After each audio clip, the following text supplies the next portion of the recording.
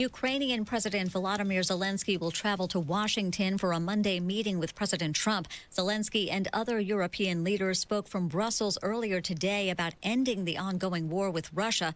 This follows Friday's summit between President Trump and Russian leader Vladimir Putin.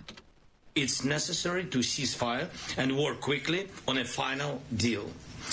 We'll talk about it in Washington. Putin does not want to stop the killing, but he must do it. Zelensky has previously supported a ceasefire, but Moscow rejected that idea. Russia wants much of eastern Ukraine. Hurricane Erin has weakened from a catastrophic Category 5 to a still dangerous Cat 3, now spinning north of Puerto Rico and the U.S. Virgin Islands with winds of 125 miles per hour. Outer bands are dumping 3 to 6 inches of rain across the islands, triggering flash flood warnings and raising the threat of mudslides.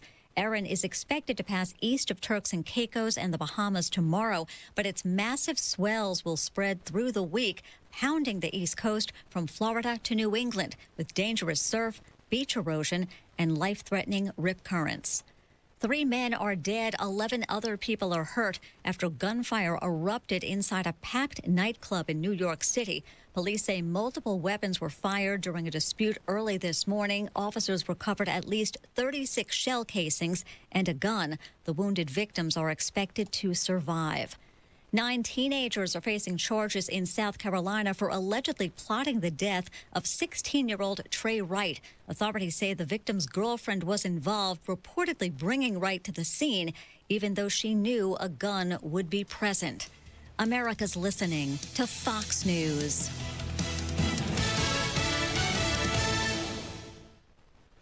From the Fox News Podcasts Network. I'm Janice Dean, Fox News senior meteorologist and host of the Janice Dean Podcast. Join me every Sunday as I focus on stories of hope and people who are truly rays of sunshine in their community and across the world. Be sure to subscribe to the Janice Dean Podcast at foxnewspodcast.com or wherever you listen to your podcasts. And don't forget to spread the sunshine.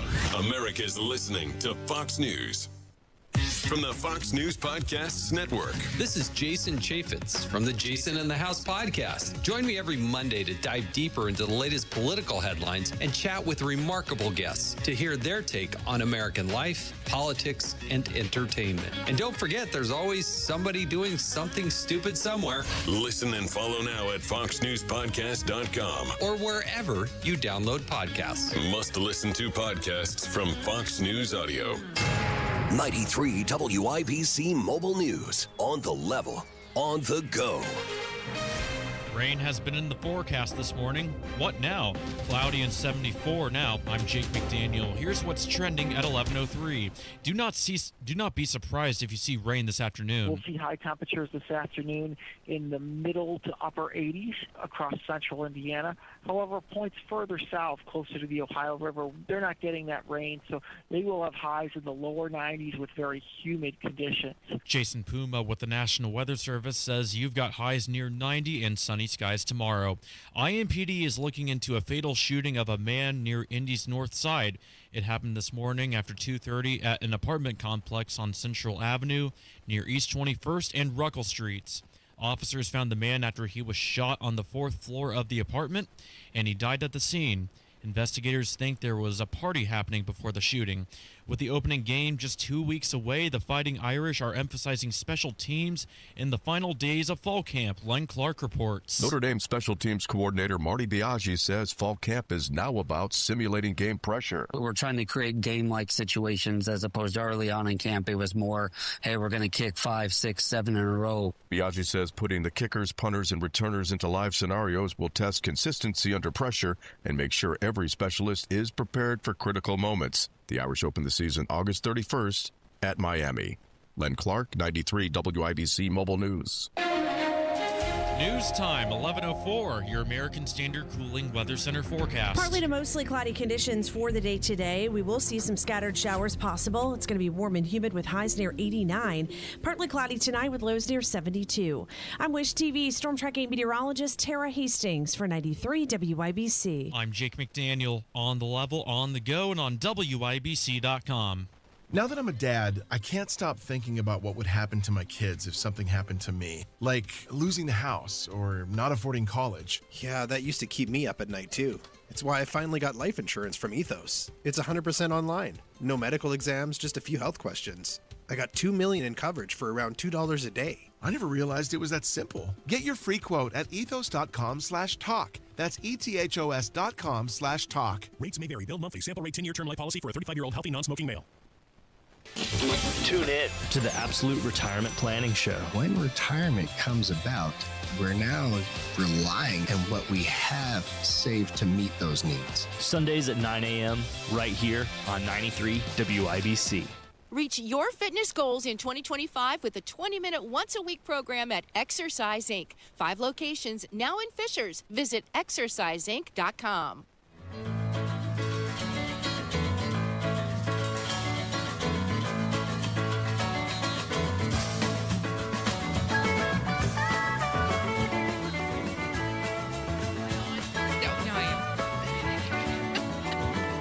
I started looking at buttons like I knew I was going to push something. I don't even know. Nothing's working in here. The phones went dead. Oh, my gosh. Oh, my gosh. Good morning, everybody. How are you? We're glad you're here. Hope you're having a great weekend. I'm Terri Stacy along with Denny Smith. Good morning, and don't forget our good friend Kielynn Maytally. There are so many things happening in Indy, right? India Day on the Circle, Indy Fringe Fest, the last day of the State Fair. Too much. And the last day of Live Golf. Everybody's having such a great time in Westfield at Live Golf. Especially after that rain. They're coming back, too. They're coming back. Decided they liked it, and they're coming back next year, too. And you can get those tickets right now already if you want to come next year. Everybody really did have a great time. Whatever you think or for or against, they're having a great time up there. Those that are going, for sure. Denny's going to tell us about his adventures in the sky yesterday. It's a pretty cool story. Wow. We're going to talk about that in a little bit. Nellie Oleson, everybody. Nellie Oleson, Little House on the Prairie. The girl you love to hate. The girl you love to hate. Author and actress Alison Arngrim is coming to Greenfield along with Almanzo, Dean Butler, and Ma Karen Grassel. They're coming for a 2-day fundraiser. We've got details on how you can eat dinner with them and see Alison's show, Confessions of a Prairie. B word. You can get autographs and pictures. And proceeds benefit Blue Angel Connect, a great organization, nonprofit, blueangelconnect.org for tickets if you just want to get them right now, because we just have maybe a few tickets left for the dinner. But you'll hear that conversation with Nellie Oleson at 11:35. She's so funny. But first, it is the final day of the Great Indiana State Fair. It's called the Last Blast Day. And joining us now is today's featured farmer, presented by Corteva AgriScience from the Harker family orchard in Shelby County. We've got Joe and Debbie and Brian Harker. Joe, we're going to start with you if that's okay. That's fine. Hey, Joe, how are you? Pretty good. Have you been scooping ice cream at the dairy bar? Yes, we had our ice cream and sandwich. You had your ice cream and sandwich. That's a tradition. You know what? You and your wife, Debbie, you started this beautiful place. And tell us about the Harker family orchard. In 2009, we needed something to keep us busy, and so we planted fruit trees, and we're up to close to 2,000 fruit trees now. Apples, peaches, pears, plums, nectarines, sweet and sour cherries, and sometimes apricots. Oh, wow. Apricots. And Debbie, you're a teacher. That's what your job is or was, a teacher? I was a speech therapist, but I retired from that. Speech therapist in the schools. Now I'm retired and work on the farm. We could sure use you in radio. Oh, my goodness. Hey, you guys are known for sweet corn. Tell me about these varieties of sweet corn. You're down in Waldron, Indiana, which is the opposite end of the world for us. But tell me about the sweet corn varieties. We'll let Brian tell you about that. All right. Well, we've tried several sweet corn varieties, and we've selected the one we use now because of its sweetness and its easiness to eat. It just pops right off the cob right into your mouth with very little ease. It's also fairly handy to raise. It's pretty drought resistant, and then I think what sets ours apart is the high fertility soil we have it on, and then the superior picking ability. Because he's the picker. Kielynn, this is a family-owned farm. Brian is one of your 4 children. Brian, what was one of your favorite things to do on the farm growing up? I always liked driving the tractors. Started on a lawnmower when I was probably 5 or 6 years old, and been driving all the equipment ever since. Started with 200 hogs on the farm. Is that right, Debbie? I think so. 200 hogs, and then you transitioned. Was that just you were just done with being a hog farmer and transitioned to the orchard, or did you have both at the same time? We finished the hogs and sold out the hogs and started the orchard. We didn't overlap very much there, no. Yeah, and hogs weren't making any money. Pigs weren't making money, and they were costing money because it cost more to feed them than what they were worth. I have heard that so many times from farmer friends. And so you got creative, and you went, a different type of agriculture. I have a quick family question. We had 5 generations go to Indiana University, and when my son announced that he was going to Purdue, his grandmother did not talk to him. Now, you guys are all Purdue people, and I noticed that 3 in your family went outside Purdue and went someplace else. Are they outcasts in the family? No, they didn't go to that other university. They at least went to not Purdue, but not IU. But not IU. I'm sorry. I read that about y'all, and I'm just so impressed with the family business. Kielynn? Listen, with us, I should reintroduce everybody. This is the Harker family. It's Joe and Debbie and Brian, and they have Harker Family Orchard in Waldron, Indiana. They are presented by Corteva Agriscience. They're being celebrated today. Congratulations for that. It can't be. When I was a kid and had apple trees in our backyard, and we grew these terrible sour little yellow apples, little green apples, and we'd coat them in salt, and we thought it was the best thing ever. So I thought, this is the life. I need an orchard. It's not quite as easy as just planting seeds and letting the trees grow. Did you know about actually growing fruit and vegetables before you made that decision to turn it into an orchard? Yeah, we had a small orchard in the yard, 10 or 15 trees, before I started planting. First planting was only going to be about 5 rows of 100 trees. And then 2 years later, we started planting another 100 or 200, and it kept going until the last 2 or 3 years ago, and we're up to close to 2,000. Oh, wow. Tell me about the peaches. We don't think of Indiana peaches, and on your website, you've told me how to finally peel a peach. God bless whoever put that on that website. I've always wondered how to peel a peach, and I didn't know you could put them in hot water for a bit. Yeah, that works really well. To scald them, and then the skin slips right off. So, what do you guys think of the peach truck? I think your peaches are better, the ones that I've had, of course. But I think you guys have got it figured out. The farm stand's open 7 days a week, and who needs the peach truck? Right. Kielynn?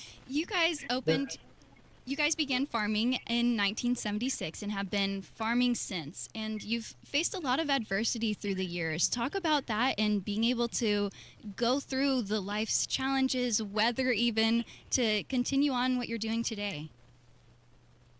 Well, the main thing is I had to save. I started with nothing, and so I wanted to keep it, and so I saved. And on the bad years, then I had something to fall back on, not like the people that go from paycheck to paycheck. And so when we did have a bad year, like a late frost, and we'd lose the whole peach crop, the next year we couldn't charge double for the peaches, and we still had to prune, had to spray, and take care of the orchard that year that we didn't get any income from. Wow. Hardships, true hardships. Have you adopted any new technologies or techniques recently from when you started to now to today? In farming in general, yeah, there's been a lot of changes since we started in 1976. But there needs to be more changes. We haven't found anybody that will pick the peaches. That's hilarious. Oh, my goodness. Is it hard to pick the peach? No, it isn't, but most people I hire, they have trouble to distinguish between red and green. Oh, no. Those are the Indiana University people. I'll just point that out to you. That's so funny. How do you store? What's the best way to store your peaches when we buy them and then we take them home? What's the best way?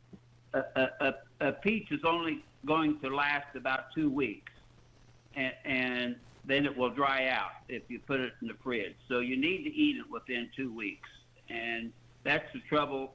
So many of our peaches we get in the grocery store are 2 weeks old when we first find them, and that's why they take them home and set them out, and they never ripen, and they're dry and have nothing.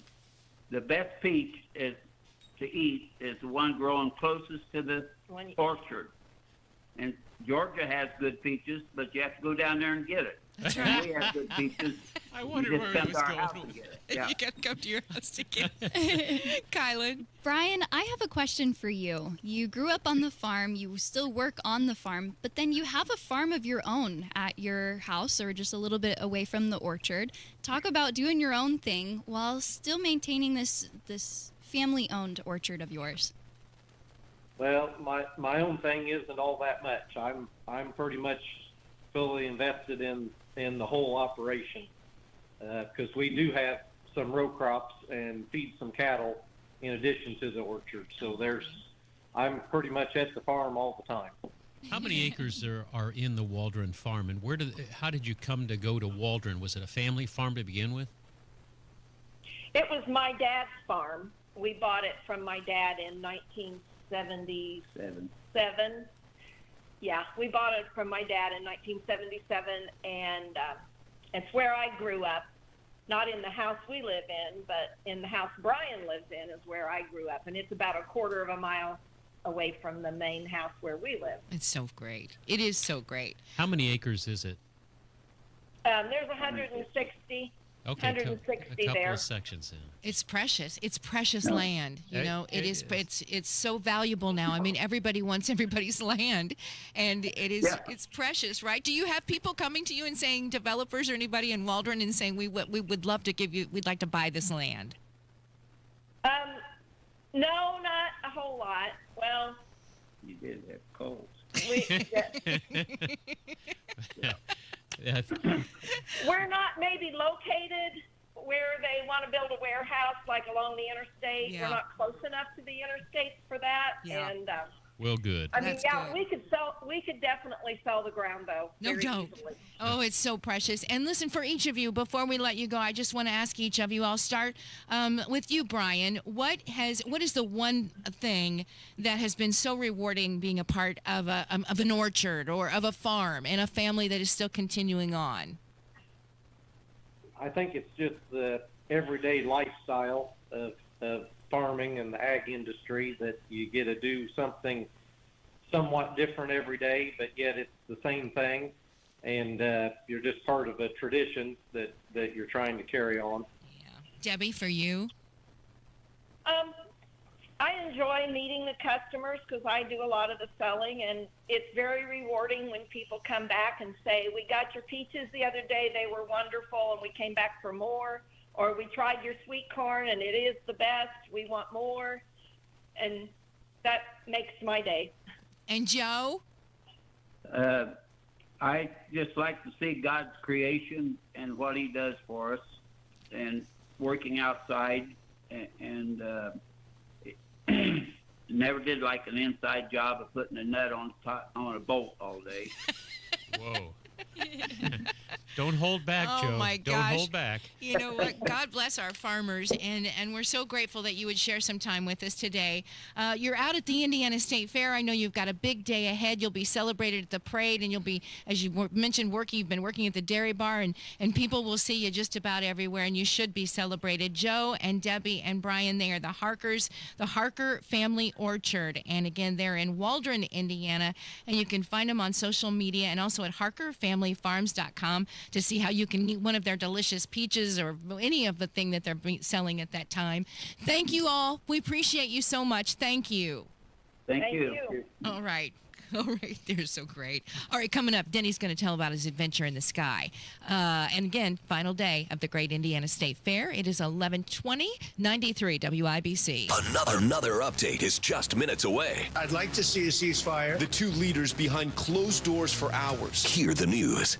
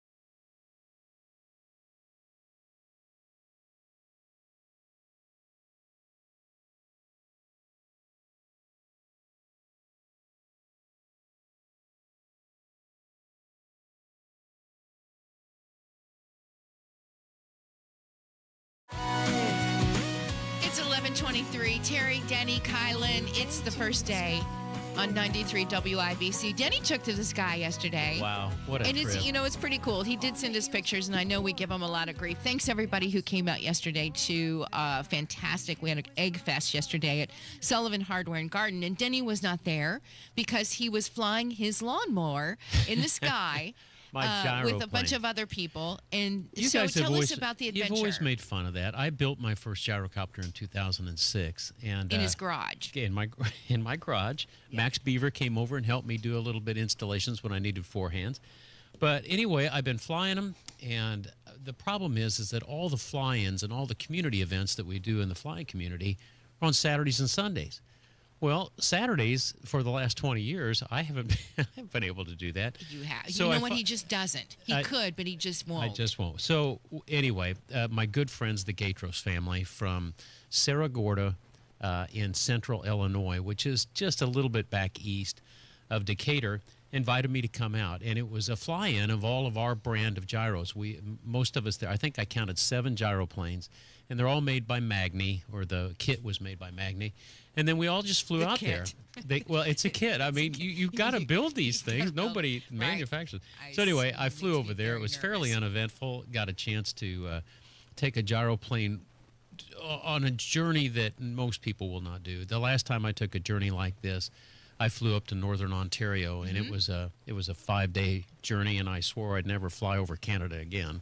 Most desolate place, but I got to see all the farms. I got to see parts of the world. Where did you go? I went to Central Illinois. Central Illinois. Yeah, essentially Decatur, Illinois, which is just south and back this way a little bit and from how do you Springfield. pick that spot?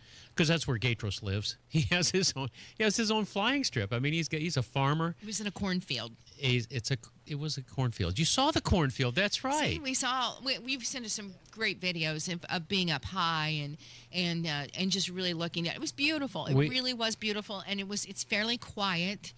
It does sound like a lawnmower, but it's fairly quiet. It doesn't sound like a lawnmower. It's very lawnmower-ish.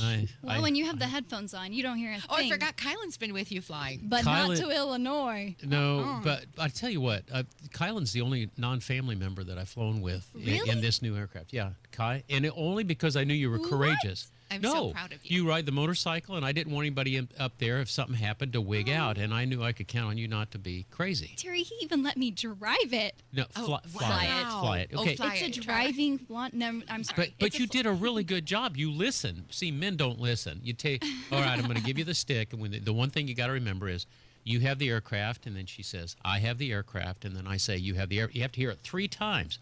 Well, I can remember telling somebody, you have the aircraft, and nothing comes back, and all of a sudden the stick's going left and right, and we're up and down. I said, give me back the stick, because they're going to. But she was so calm and cool and collected. I remember the first time he even suggested it. I didn't think I was going to fly it. I was just along for the ride, just chugging along, and then he's like, all right, you ready to fly it?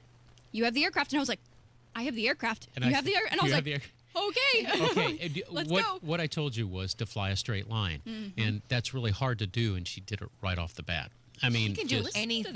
Yeah, and she can do anything. She really She's can. fearless. Anyway, I got to see some old tractors, and then they had a Model A Ford Club come in, which one of my first cars was a Model A, and I got to work on that and drive that. But it was very just cool. But cool. I got to see my good friend Julie. I watched Julie grow up because I would fly over to Scotty's place. We would work on our gyroplanes. And he had this little teenage girl, and her birthday September 15th. So I'd always call and sing to her. Got to see her. She's a mother now. She's a preacher's wife, and she has a cookie business. I'm going to figure out what this cookie business is because she makes cookies for like 3 counties, and these are gourmet cookies. That's fantastic. But that's her business. That's great. I just had the time of my life. No, I'm so glad. And you were missed yesterday, and we got from Regular Jeff, who is a fantastic listener of all the shows here at WIBC, longtime listener. He and his beautiful daughter, they made you some strawberry jalapeno jam. All right. Yeah, and then these beautiful cucumbers that he makes that are limoncellos. I don't know if they're called a limoncello. Is that a limoncello? It's a cucumber that he's done something with it and makes it lemony. Well, it's not Jeff. It's his daughter or his mother. Or I mean, his they're wife. just making them? His wife, yeah. These are beautiful, and they are so good. They're cucumbers, and they just have this hint of lemon. And he sent those to me, or those are yours? To you. No, to you. Okay, He said that he brought us all some jam, and she did too.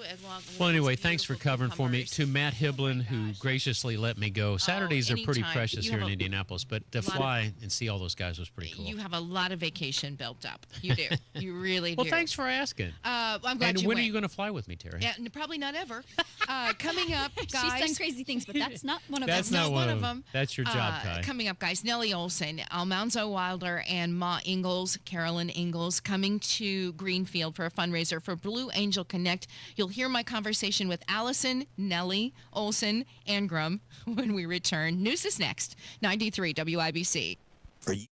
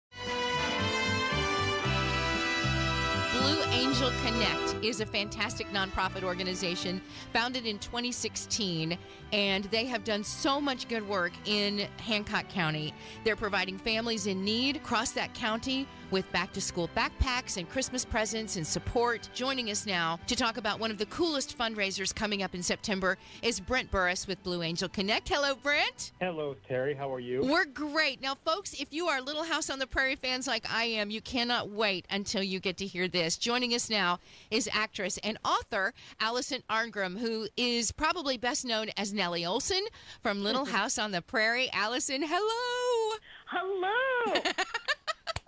Alison is coming to see us for a 2-day Blue Angel Connect fundraiser, along with Ma Ingalls, Karen Grassel, and Dean Butler, who you know as Almanzo. That's September 5th and 6th. Tickets are on sale now at blueangelconnect.org. And Alison, have you been to Indiana before? I have, but not where we're going here. I have not been over to Greenfield. So this is going to be fun, and this is my first time. I know the cast of Chips, and a lot of people have done stuff with Blue Angel Connect, but for our Prairie gang, this is our first time working with them, and we're very excited. There is a Prairie gang, isn't there? There is. It's crazy. You know, most people from TV shows, it's a miracle they even speak to each other after the show stops filming. I mean, it's like that. Those people from Friends, they had that thing get together on TV. I swear it was the only time they ever saw each other. People from a handful of shows. Okay, everybody from MASH. The people from MASH are really chummy. Everybody from Gilligan's Island liked each other, and like us and the Waltons, and I swear that is it. We are the tightest cast going. We're all still, I mean, I've got everybody on speed dial. I was just on the phone with Dean Butler like minutes ago. We are all still hanging out with each other. I was talking to Pam Rylance, to Stan Iver. We are constantly doing things together. And, well, last year was the 50th anniversary, and everything just went crazy, and we were at events all over the country together, and we decided to just keep doing it because we like hanging out with each other. No, I think that is so great because you were just a little kid. How old were you when you got the role of Nellie Oleson? Oh gosh, I was 12. I already been working since I was 5. I was going to ask you, was that your first professional job, and it was not? No, in fact, I'd had a whole career. And starting at 5, TV shows, and I'd done a movie when I was 10, a lot of commercials at that age. And then my dad sat me down because after I made the movie, we thought I'd get more work. And he said, you're just not really booking, as they say. He said, you might not work again until after 18, or you might be. And basically I was given the you might be washed up speech at 11. So I had a midlife crisis at 11, and people always say, are you having a comeback? Little House on the Prairie was the comeback. I'd had an entire career. Little House on the Prairie is literally my comeback at 12. Oh, my gosh. Oh, my gosh. I'm on my 47th comeback. I have no idea. I'm so happy for you. Brent? I'm very happy that, the cast is coming. We are so excited. It's got a lot of feedback here from the people in the area that just can't wait to meet these guys. So we're all excited. And you're getting a whole bunch of stuff because we're doing the meet and greet thing on Saturday. You come in, we have autographed pictures and stuff and talk to people and sell you merch. I got bonnets for sale. Everybody likes the bonnets. I have all sorts of silly things. But we're doing a little extra things. There's a dinner. There's a show on Friday night because I'm coming in early. I'm doing my show. I don't know if I can say the whole title. You can say it. Confessions of a of a Prairie B word. And I just, what can I tell you? It wasn't my idea. People started calling me this to my face when I started the show. 12 years old, and this is what I'm getting called, in public. So I have a whole stand-up show talking about what it's like to be Nellie Oleson and lie awake at night knowing you are literally hated all over the world and how this has affected my life and how I've made a go of it. And so it's pretty fun. We have a question and answer segment. It's like audience participation. You'll love it.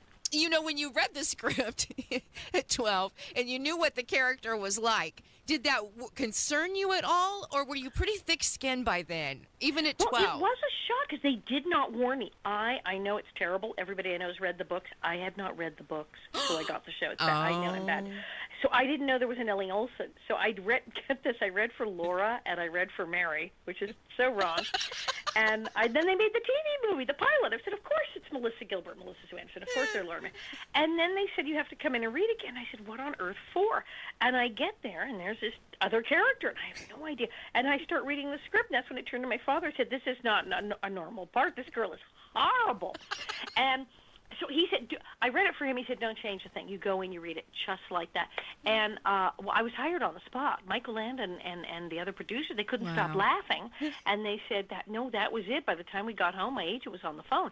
So I don't know what that says about, was that a compliment or an insult that I was immediately hired, instantly, nailed it. And I was like, wow, okay, I'm the villain. And, I'd grown up around show business, and I liked the villain characters. I used to watch horror movies as a kid. I liked Vincent Price. I liked all the terrible people. And so I thought, wow, I am the villain. I am the bad guy in this. This could be very cool. This could be fun. But people really, our show's so emotional. People really took it to heart. I can't believe how hysterical people have gotten over the years about it. Yeah. But I did enjoy it. Yes, I did realize I was playing the villain, and that I did not know that until I got to the audition, and it was quite the shock. Oh, that's so funny. Did they really treat you differently because you were a villain? And still. And still. I was quite young when I was just 12. We just started the show, and I went to an Easter fair, and it was with the lovely woman who played Mrs. Olsen, Catherine McGregor. Yeah. Nice lady, but of course she played Mrs. Olsen, and you all hate her. So no one would come near us. No one would come near us. We couldn't, no autographs. And we said, we just got to get out of here. Well, we'd made the fatal mistake of going in costume, and these two little girls came out and kicked me right in behind and knocked me down. I could hardly get up with all the petticoats. It was nuts. I was 16. I was in a parade, and someone threw a McDonald's orange soda at my face. Oh, my gosh. And I was a grown woman. Just a few years ago, I was at an autograph show, and this grown woman walks in, looks at me. She doesn't say hello. She doesn't say good morning. Doesn't ask for an autograph. Just looks at me, angriest person you've ever seen in your life, smoke coming out of her ears, and says, "I forgive you," and walks out. She's been holding it in for like 40 years, this one. It was unbelievable. I cannot believe how there's people who are still afraid of me. My friends introduce me to their friends, and they're still terrified of me. My friends have to go, no, really, she's not like, it was a show. It's okay. Wow. This is Alison Arngrim. You have to come and see her, truly. Nellie Oleson, you know her best as Nellie Oleson. BlueAngelConnect.org. If you go there, you're going to see everything that you need to know about when it comes to getting a ticket, being a part of her September 5th show that she's going to be doing. The J. Rick Center, I looked at it online. That looks really nice. It's very cool. It's very historic. It's a perfect place for you and your bonnets. Love it. Well, it is fun because I said it's me and Dean and Karen together. Yeah. You're going to have that. There's a dinner. I think having dinner with El Manso and Ma and Nellie all in the same room. How about that? And I think it's going to be a hit. But we're pleased to do it because when they called, we got online and looked at all the stuff that Blue Angel Connect was doing and went, yeah, this is our kind of people. Yeah, they're mighty. They're small and mighty, and they've done some amazing things. But I don't want to let you get out of here without talking about. And you're also very open about surviving abuse. I was very lucky. My friends knew. I talked to my friends. I certainly had been in therapy and done all the right things. I always tell people, see a professional, talk to someone. If you were a survivor of abuse, of sexual abuse, child abuse, don't try to sit on this and keep this to yourself. Please, get someone. It was because this wonderful group, Protect.org, was talking about going and changing the laws to make things better for victims and for law enforcement trying to apprehend these people, the wonderful ICAC teams. And I said, I got to do this. And they said, well, it's going to come up. I said, well, I guess we're going to do it then. And I went public, and then I wound up doing the book, and so many people called and emailed to say, this happened to me. And people, a lot of older women saying, in my day, nobody talked about it. Yeah. No one said anything, and I've been sitting on this for years, and now I feel like I can talk about it with someone. So I think that's very valuable. But well, I know that I wanted to speak to let people know, because that may be something they don't know about you, right? We were able to change laws in about 7 states. It's amazing. We still are doing all kinds of education programs, and we've really helped, like the Internet Crimes Against Children Task Forces. Each major city has an ICAC team in their police department, but at least we're doing something. You are. We appreciate it. We really do. All right, so you really embraced the Nellie character in your stand-up and your memoir. As the years went by, right after the show, everyone on the show, like all actors, we said, well, that was a nice show, but people won't still be watching that, will they? I mean, they'll move on and forget, ha, ha, ha. And we'll all go on to other things, and people get other. Well, it didn't go away. As we've seen 50 years later, it's still, with the streaming, it's still one of the most popular things going. It's in 140 countries. It's streaming on Amazon, Roku, everything. There's a channel where you can watch Little House on the Prairie 24 hours a day. That's me. I'm watching that every day. day. And you're the one watching. And so I went, this is not ending, and kind of can't beat them, join them. And I thought, I could try. I could spend the rest of my life saying, stop talking about the show, but how much time is that going to take? And it's not working. And I thought, this is a show that really spoke to people. This is a show that people really loved and grew up with, and it touched their lives. It's a very emotional show. People are reacting emotionally, not intellectually. And people's memories of our show often are like, I watched it with my mom or my grandmom. I watched it with my aunt. And it's like, this is an important show. This did something for people. Yeah. And my character resonated with people. So to try to dismiss it as, well, it was just a TV show, it's just not true. We can't. And so at some point I said, no, this is the way it is, and you can't beat them, join them. Let's go with this. And people want to talk about it. And I thought, well, but I'm proud of it. I had a good time making the show. I had a very good time making the show. And all of us on the show are very proud of our work. So I thought, well, I have nothing to be ashamed of. I guess I'll talk about Little House on the Prairie. I think she is an amazing guest. That was my conversation with Nellie Oleson, if you will. And she is coming along with, as I said, Almanzo will be here, Dean Butler, and then Carolyn Ingalls, Ma, will also be coming. And they're doing autographs. They're doing the dinner. I can't imagine there's many tickets left for the dinner. Those were going quick.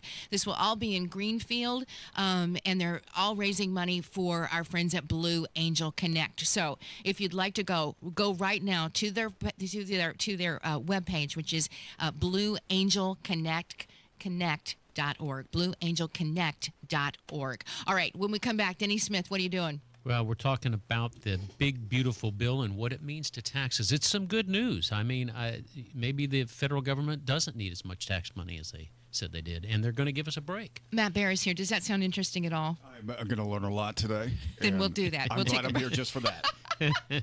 We'll take a break. You're listening to The First Aid, 93 WIBC.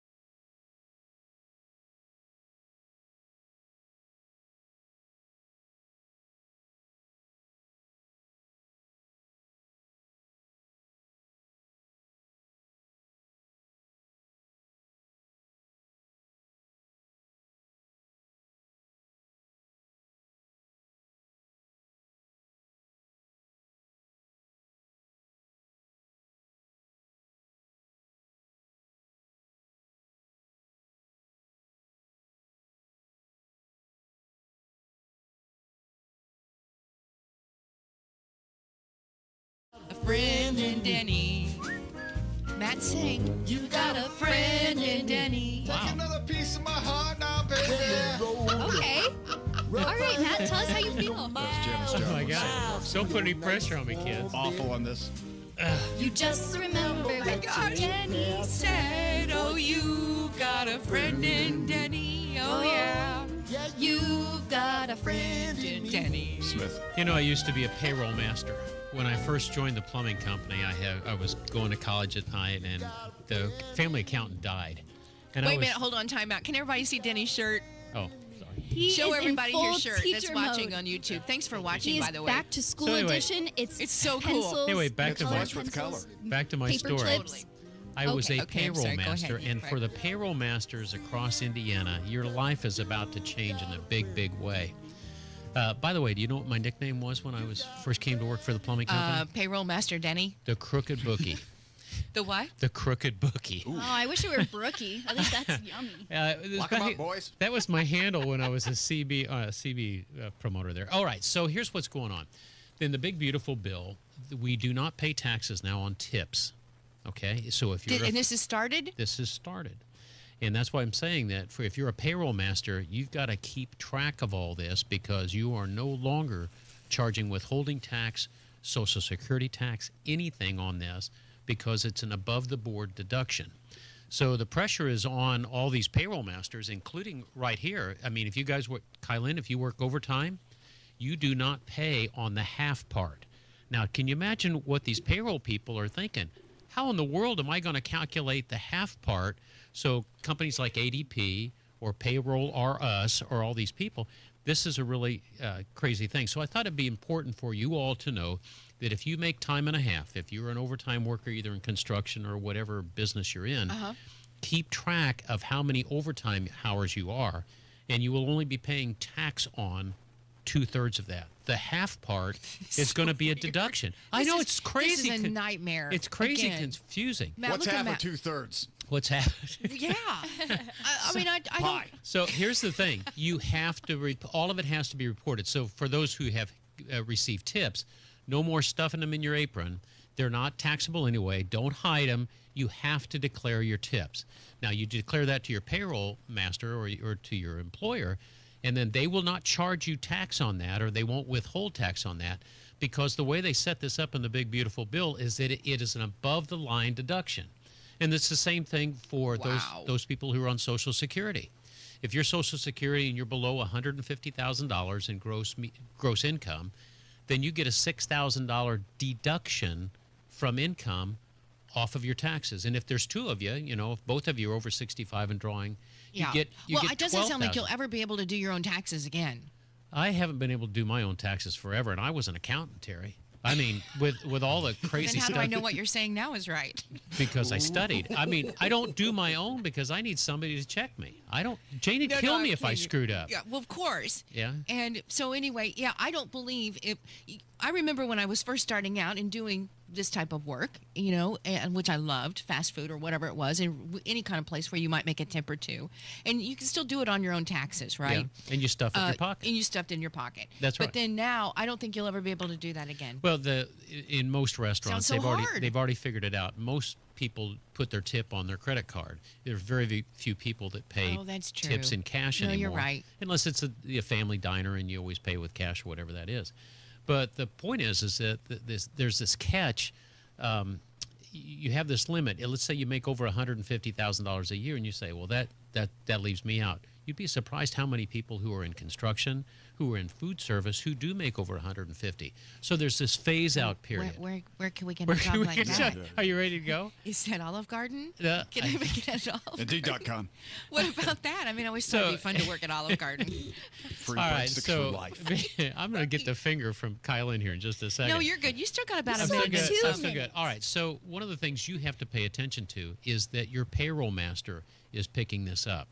So I think it would be logical that if you're in food service or if you're an overtime construction worker or if you get overtime in any way, to just ask your payroll department, are you going to be able to take care of this? Are you going to be able to, payroll people, they're always saying, well, the week starts on Thursday and it ends on Wednesday. Well, there's a lot of other things now that these payroll people are going to have to pay attention to. Seniors, I think that the senior thing is that they're gonna have to figure out with their accountant is their earned income and their Social Security income and their, what I'm going to call investment income.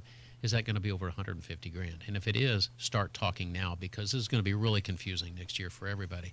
So maybe this is complicated enough that we should start taxing them again.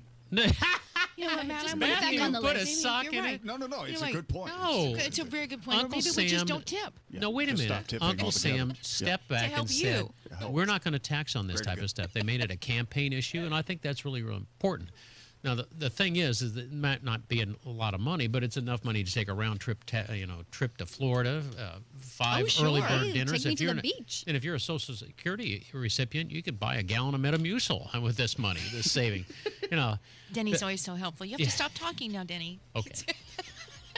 No, dollars and cents with Denny.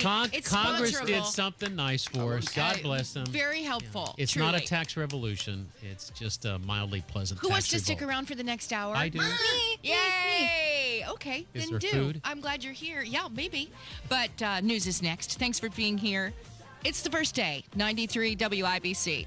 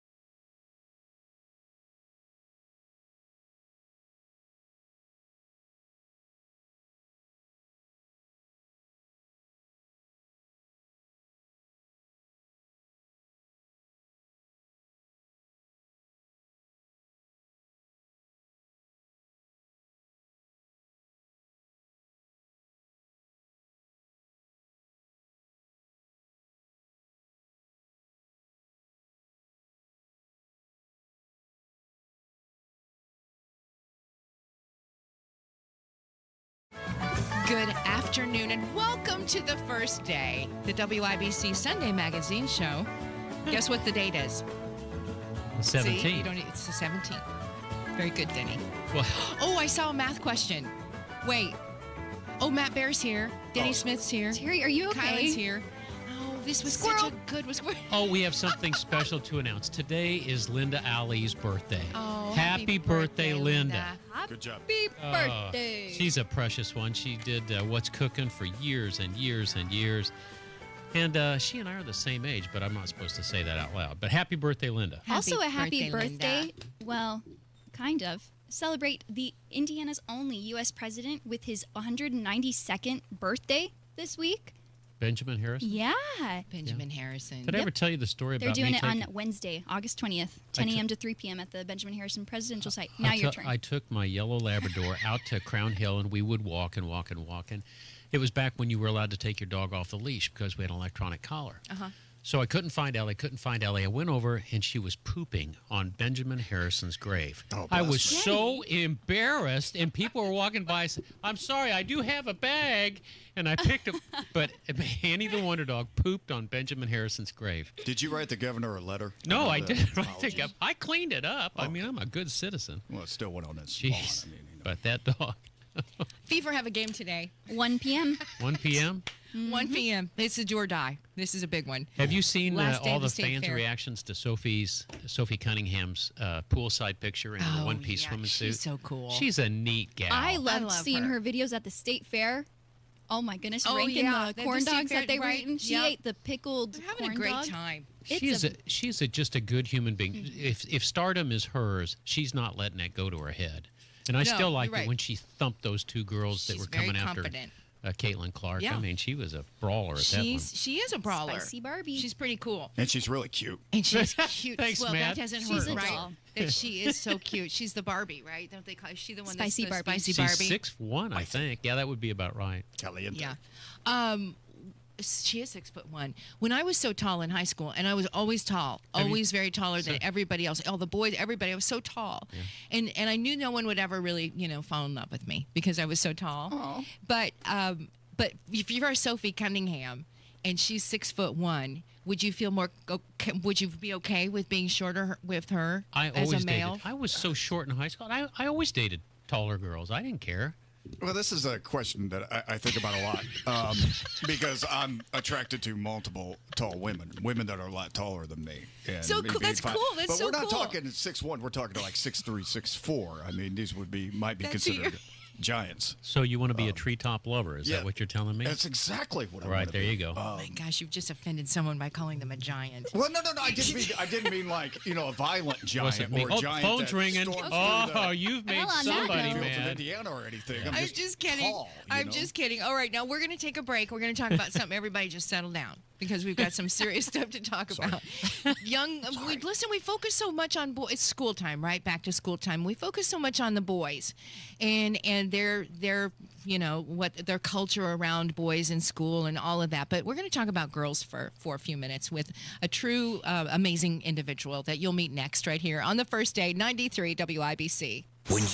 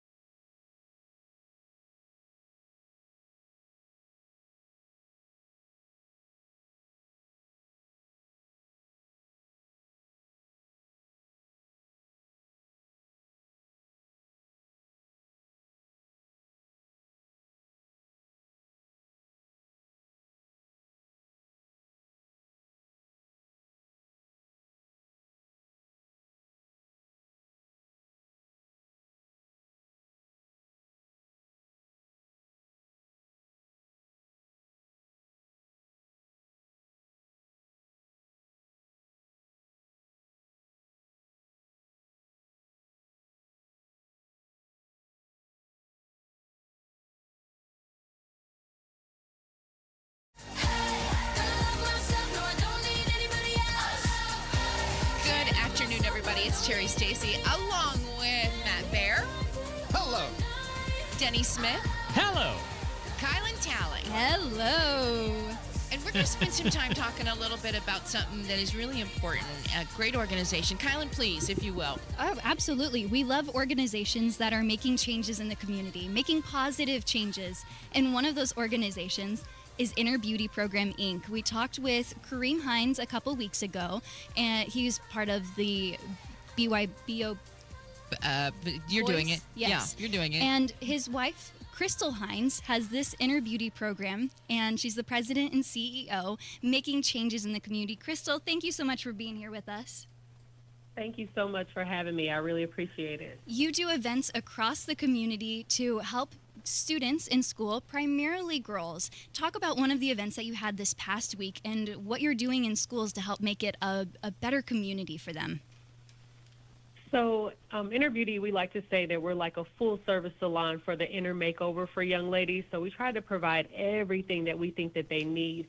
And so with this being, the back-to-school season, we had a conversation with all of our youth to start, and then we broke it down by age group. And so from ages 6 to 18, we were talking about, like, some of the barriers and the fears and anxieties of going back to school and some of the things that the kids need. And so they were talking about just like having positive supports and talking about just, being ready with the correct mindset, learning to be organized and on time. And then one of the big things that started to come up was just the violence inside of schools. And so we split off into age groups so that we could look at some of the videos circulating social media and to really hone in on the purpose or why they think that there are these violent behaviors in schools and kind of what continues to push them along the social media airways, I guess. What are the ages of the young ladies you're working with? So we work with 6 to 18, but this particular conversation was 12 and up. Was 12 and up. And I hate that, the fears that I had when I was going to school a million years ago are much different, I'm sure, than what young ladies fear today. And so you kind of touched on some of those fears, and they're very real. But when you're talking about some of those younger kids that are dealing with things that we can never understand, help us to understand those. And some of the causes, maybe... is there some violence among young ladies themselves? We focus so much on boys and what they're going through, but for girls too? Oh, absolutely. I know, and we talk about all the time how they, it's in the news that it's young men, and particularly black young men, who are always victims of violence or perpetrators of violence. And so we really had to stop and take a microscope and look at the young ladies and their role in violence. And so a lot of it, I would say, just from talking to the youth, because we're big on youth voice, is that the social media piece and people becoming, social media famous for recording fights and violence. And wanting to be like the first up. I want to be the first to show this or to say I was there. So they're not even afraid to run to the violence when, with their phones and things like that, just to make sure that they could be like front and center. And then there's a lot of the music that just says, hey, this is how you handle the conflict. You do X, Y, Z. You go hit them in the face. You shoot them in the face. You do these things. And so our girls are not mute to that. They hear all of this, and they mimic what they hear and what they see. One of the videos we showed was adults fighting at the Indiana State Fair. Mm-hmm. And we said, who's leading the way? If these adults are doing this, then it's, it becomes a status quo for the youth to follow. And so we talked about, like, some of the kids posting, like, where they are, so that the kids that they don't like, which they call their ops, would meet them, at the state fair or in a park or at a party so that they could fight. And again, for social media fame. Yeah. Chrystal Hines joins us. She's the CEO of the Inner Beauty Program. Chrystal, I got to tell you, you're very courageous. I'm a grandfather. I've got a 16-year-old granddaughter. I worry to death about her because of the lessons that she's seeing that I can't see, that whether it's on social media or whatever it is. The kids have different challenges, but it still comes down, I want to be liked. And whether we were in seventh grade in the 50s or seventh grade, you want to be liked. You want to be liked. So how do you teach kids to be virtuous young women, virtuous young men? How do you teach that? So we are, that was our focus when we even began the program almost 23 years ago, was to be focused on self-esteem and character, poise and personality. And we're really teaching our youth that they have to, like, it starts with loving yourself. And I know it sounds cliche to tell someone, oh, you've got to love yourself first, because it's really hard in a world where they're trying to make everybody look exactly the same, and the standards have to be exactly the same for beauty and things like that. And so we do a lot of activities and programming that teaches you to love themselves, to bridle their own talents, to really focus on what am I good at, and what makes me without my friends, without my parents, without my family members. What am I? Who am I? What do I like to do? What can I do? And so we like to show them how they're contributing to their household, to their community, to the world at large, and themselves. And so that's our biggest focus for creating virtuous young women. Thank you for that. Is that we want them to love themselves, and we do everything we can. Lots of mindfulness, lots of mental health work with our youth, so that they can really learn the true meaning of who they are. Chrystal, Matt Bear here. Good morning to you. Good morning. To Denny's point, and he's talking about peer pressure, and I think of all the stupid things. And I know I'm a guy, and this is different because we're talking about girls and females. Go, wait a minute. Girls can be stupid, too. We're stupid, but that's news to me. That's news to me. But with all the peer pressure in high school, when I would really act out, it was because of peer pressure, and I would use drugs and alcohol. Do you address, try to nip drugs and alcohol, the disease of addiction in the bud, at the age of 12, 13, or is that something you start talking about later in the high school experience? Oh, no. We early intervention is key. When you're talking to kids who have already gotten to high school, they've already probably experimented with these things with their friends and peers, and so we have to catch them early. One of the videos that's circulating social media right now is a video of young ladies at 7:20 in the morning, and they are passing around a bottle of alcohol in the school bathroom, and everybody is drinking from this bottle of alcohol at 7:20 in the morning. So we're asking our kids, what pains you? What drives you to get up, go to school, meet in the bathroom, and decide that you're going to drink alcohol and be drunk before the school day starts? Yeah. Great point. And so a lot of it is, the root causes of this pain. And so we deep dive into, what's going on at home. What are the peer pressures? Is it just peer pressure? Because why aren't you able to walk away? There has to be something deeper inside of you that says, I need to do this with this group of girls. And so we do things here like trauma yoga. And again, like I said, mindfulness. We have different instructors that work on just how the brain functions and things like that, so that we can really get the girls to see, there's a better way to do things. And it seems like this is going to take your mind off of it. It seems like this is going to heal you or cure you for the moment, but it's only a quick moment that it takes your mind off. And then this spirals into alcoholism or drug addiction. And we really dive into that. Even vaping right now is such a huge, huge deal, and our kids don't think that it's a big deal. It's like an epidemic in schools. And so we're talking to them about the impact of vaping where they can't see it now because, it's so new, but we're showing them some of the scientific backings of the impact it's having on their minds and their bodies and their brains. We're talking with Chrystal Hines, founder, CEO, and president of Inner Beauty Program, Inc., and your partnering brother program, New Boy, New Breed of Youth. That program, your founding president, Kareem Hines, he was on with us previously and talked about how male behavior, how young boys' behavior revolves around them just trying to get girls to like them. And so it is this cycle. Talk about, I guess, your conversations with young girls to be able to break that cycle and hopefully correct some of that behavioral stuff in the community. Yes, so we definitely are talking about how they are leaders and how they lead the way on it. And it's not just male and female relationships, it's female to female, male to male relationships as well. So we do talk about healthy relationships and healthy boundaries. And one of the very, very disheartening things that we heard from our girls as it pertains to their relationships with their boyfriends is that they feel safer with young men that carry guns because of what's going on in the community. And that is heartbreaking. And so we really had to talk to them about, their why. What is happening in your community, or what are you doing, or what are the behaviors of the young people that you're hanging around that make you a target? A lot of the violence that we see is not something that is just by chance. A lot of the violence is targeted. And so are you hanging out with people who are targets for violence? And it shouldn't even be that. I hate to even say it like that, because when you lose a 15 or 16-year-old person, that means that we're considering like 7 and 8 years old middle age. 7 and 8 years old is not middle age. And so we don't want kids to even think that this is normal.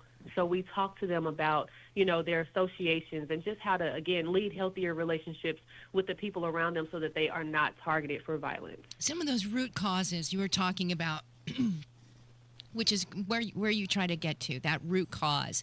Is there a common thread that runs between those causes that you know about? A lot of it is just a lack of parental involvement, a lack of parental supervision. Unfortunately, the world that we live in requires that, parents are working 2 and 3 jobs and very active out, in the workforce and not in the home where they're raising their kids. A lot of these families are single mother, single grandmother, single foster mother led. There's not a lot of families that we serve that have 2 parents, and there's a huge absence of fathers. And a lot of our kids, unfortunately, their fathers are in jail, or they're just not involved, or many of them have already been shot and killed through, the violent tendencies of the communities that the kids live in. So those pretty much have a lot to do with root causes. Everybody wants to look like what they see, in the media, so everybody wants designer everything. And so a lot of times when these youth are involved, it's because they don't feel like they're adequate, so they'll go out and rob somebody so they can have a designer belt or a designer pair of jeans or a nice pair of shoes. And I think that's much, much different than when we were growing up. I know that, and I'm in my 40s, and our big push was Jordans. It didn't matter what we had on. Right. As long as we had a pair of Jordans, we were good. Oh, these kids, Jordans, that's like, you got some regular Jordans. They want Gucci shoes. They want, Balenciagas and things like that. So they, a lot of that comes through robbing people, stealing cars, and selling guns, which also leads to a lot of the deaths and violence as well. Matthew. Yeah, thank you, Terry. Chrystal, we've talked a lot about the violence and, assault and some of the other things that could happen in a teen year. I guess I want to know about nonviolent bullying. I had that when I was in high school. I was bullied, and I reciprocated by bullying other people. And what would you say to somebody, a female or even a male teenager like me? I've just been bullied. When you're in high school, everything's emotional. Everything is worst case scenario. What do you say to somebody to bring them back up and to say, hey, this does get better? That kind of goes back to us talking about our curriculum for just building self-esteem and confidence. We do lots of things to put our youth in the forefront and put them on a stage and a pedestal. And so some of those include, we have a big inner beauty pageant. That's how our program started almost 23 years ago, was doing an inner beauty pageant. And we call it inner beauty pageant because we're not focused so much on the glitz and the glamour that goes on stage, although that is that's a part of it. It's a pageant. But we focus on the inside that counts. Again, those talents that you have, the things that come to you naturally. What can you contribute to the society that is just uniquely yours? And so building that self-esteem, it kind of makes it, you're building a barrier for those bullies that, okay, you could say that, but I'm not that. And so we do fashion shows, we do college tours, we do out-of-state historical tours. And so just them knowing that I've got something to look forward to.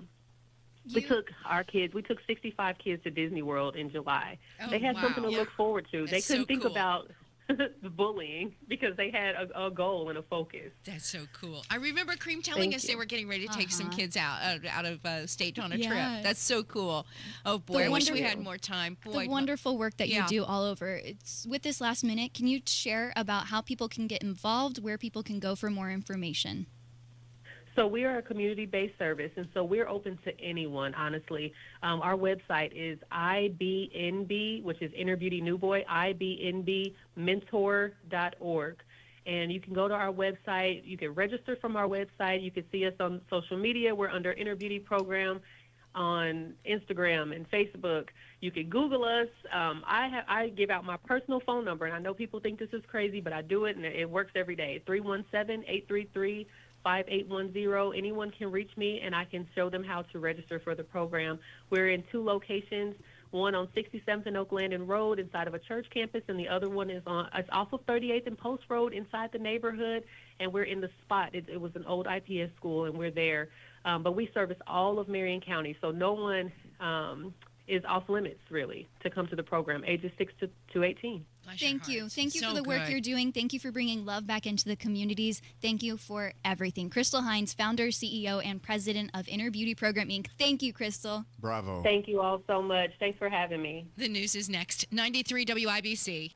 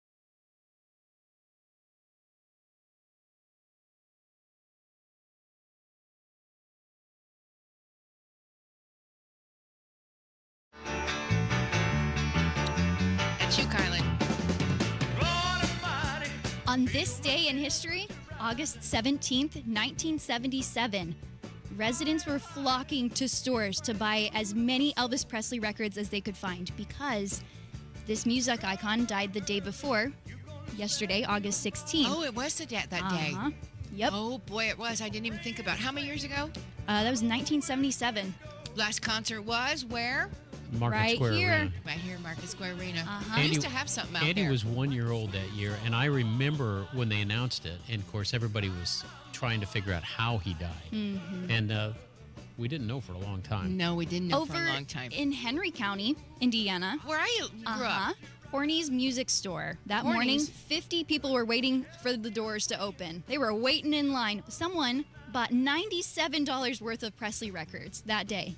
That was a lot in 77. Uh-huh. That was a lot of money. Yeah, A little fun history as we go back in history. You know, he was only, at the time when he died, I thought, oh, well, he's had a good long life. No. He was very young, right? I mean, was he in his 40s? Late 40s. Late 40s when he died? But he looked like he was in his late 60s. right. I mean, thought he was an rode old, hard but- and put away wet. Okay, thank you for that memory, Kielynn. Little one, appreciate it. Terri Stacy, that's Kielynn Talley.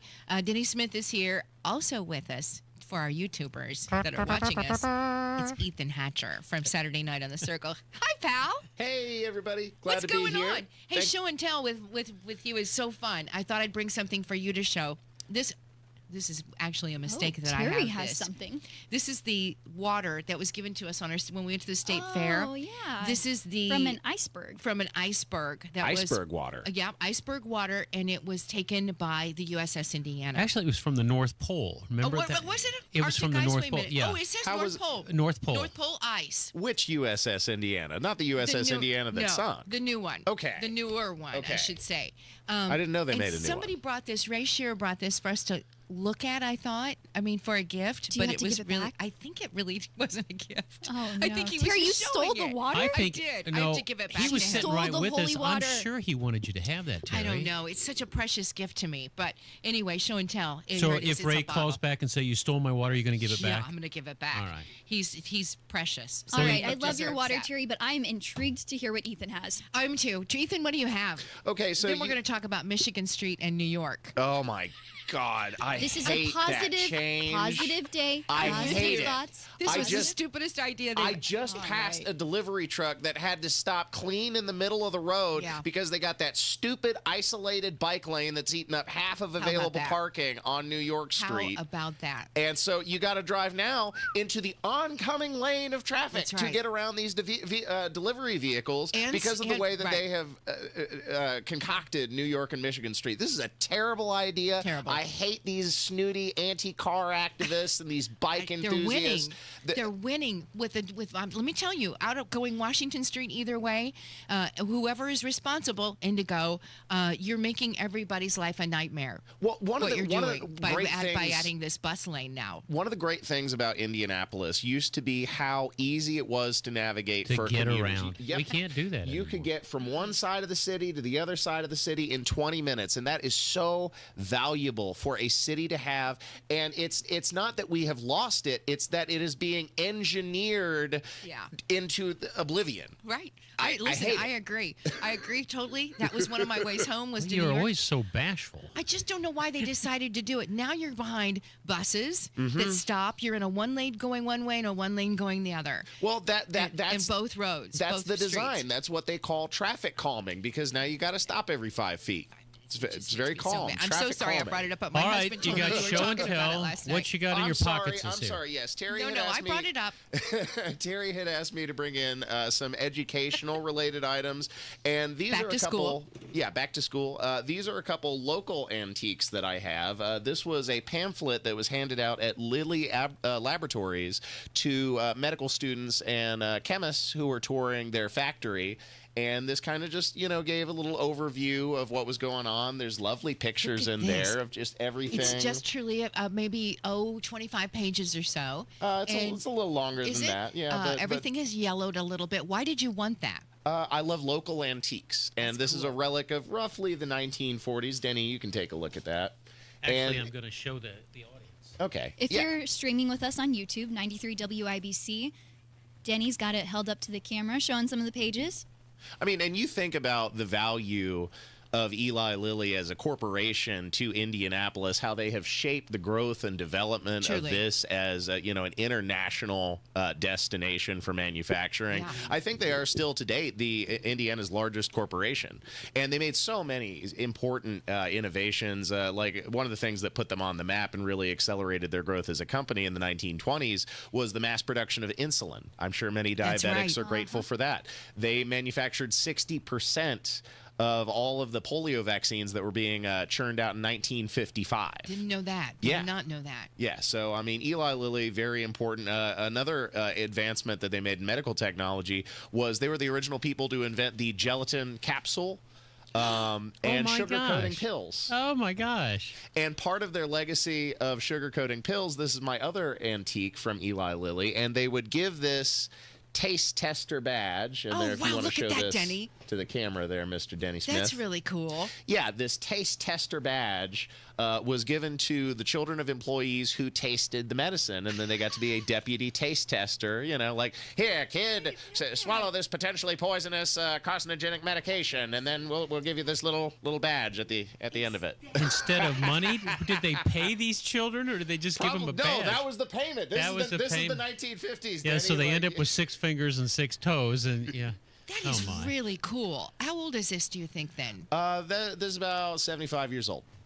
I love it. At the time that this book was made in the 1940s, Eli Lilly as a corporation had already been around for about 65 years. They were founded in 1876 when Colonel Eli Lilly broke out on his own venture, and then the very next year he signed his brother to be the salesman. And then he sold the company to his son, Josiah, who really took charge of this in the 1930s. Like, of all the corporations that you think were doing poorly in the Great Depression, Eli Lilly was doing just fine. They used to have a bronze plaque on South Meridian just north of the Ocean Air restaurant. It's a little alcove, and it says this is the former site of Eli Lilly on South that Meridian. was going to be my question. Where was the original building? South Meridian. Right there. Okay. Just north of, if you know where Ocean Air is. Yes, I do. Okay. Just a small little brick building, and right outside of it said Eli Lilly Chemist.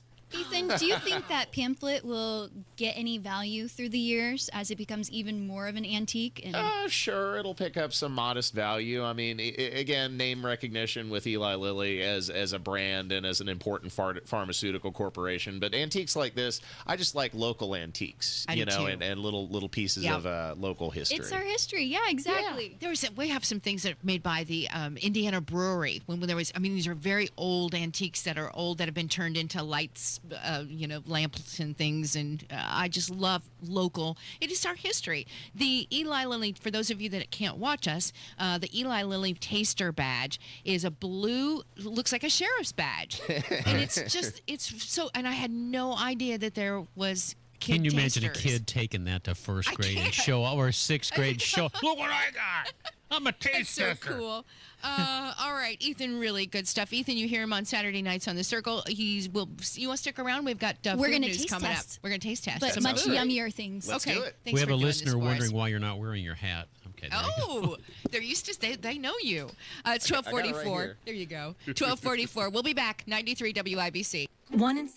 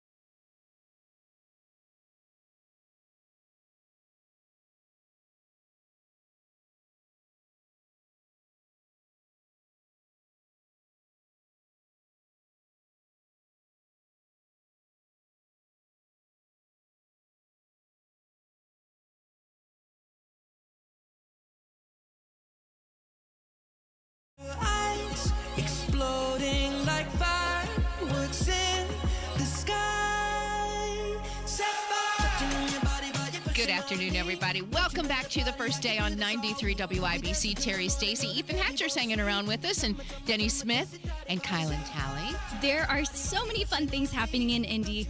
India Day today on the Circle started at 10:30. It's running until 2:30 if you want to pop by, which brings me to say that some of the performances, if you came down and watched, will be performed again with the Indy Fringe Fest, which I am actually a part of. A Bollywood Dream. It's Indie Bollywood, Wednesday at 8, Saturday and Sunday at 6:30 at the District Theater over on Mass Ave. Come by and say hi. It's going to be a fun time. Are you a dancer, a singer? What are you? I'm the narrator. I lead you through the history of Bollywood dance and the evolution of it through the years. There's lots of fun things to do at the Indie Fringe Fest. There's free stuff as well, like today from now until 6 at the Beer Garden at the Athenaeum. There will be free performances, some activities, merch, street performers all across Mass Ave. A fun time. And also, you know what a fun time I had yesterday? I'm going to talk to you about it during... That's your cue, Terry. Wonderful food. Oh, she has food in her mouth. She's starting early. Okay. Yesterday was the grand opening of a new farm stand on the west side of Indy. It's called Sable Sweets Farm Stand, and we're going to talk to the owner of it, Ashley Renee. Hi, Ashley. Ashley. Hello. We are so excited to talk to you about this farm stand of yours because you've been working so hard up to this point. Tell us about this farm stand that's opened up. Describe it for our listeners. So it is just a farm stand. Me and my fiance had this amazing idea about a week ago to build a stand in front of his business on a piece of concrete slab that has its own history. And I'm a baker. I make macarons and cookies and sourdough breads and fresh herbs and tomatoes from my garden. So it's jam-packed with a lot of things. I love it. For our community, yeah. I love that you decided to do that. Did you say a week ago? Yes. Yes. It was all my fiance's idea. Yeah, it was about a week ago yesterday, actually, and he built it in 2 days. That's my gosh. Great. I love that. You have an idea, boom, you go for it. What a handy guy. Yeah, right. Yeah, right. Yes, absolutely. Right. Kielynn? You had mentioned how you're bringing this to the community, and you're kind of addressing that area's food desert. Talk about that and what you're doing for the community right there. So, yeah, we are definitely in the middle of a food desert. I think the maybe closest grocery store to our community is about 10, 15 minutes away. So just bringing something like this to our neighbors that's within walking distance, they can come down and get some fresh bread and some fresh tomatoes and jalapenos and things like that really means a lot. So, yeah. How's it going so far? It is going really well. Yesterday was the opening. We had a lot of our neighbors and their friends. They just got the word out to co-workers. So we had a lot of people stop by. I'm actually doing it again today, and it's going really well. So, yeah, we're having fun. We're enjoying ourselves. How long are you open today? Just today, I will be out there till about 2. Okay. Do you expect to pick up any of the commercial folks? Lily, the Lilly Technology Center South is just to the east of you there. Do you think they'll be coming over? I hope so. I hope so, yeah. They should for this delicious food. Oh, my gosh. Yeah, thank you. Thank you. I hope this gets out to Lily and more people. Just the more the merrier. So, yeah, that's the goal. This was really created by also created with the GoFundMe page, right? Yes. I mean, people supported you and helped you get this up and running. You want to talk about that for a minute? Yeah, so we created a GoFundMe, which I was a little hesitant about. My Stockholm Syndrome came into play a little bit, but we got a lot of support from family, from friends who, again, spread the word about my business, who believed in me, and we ended up raising close to $700.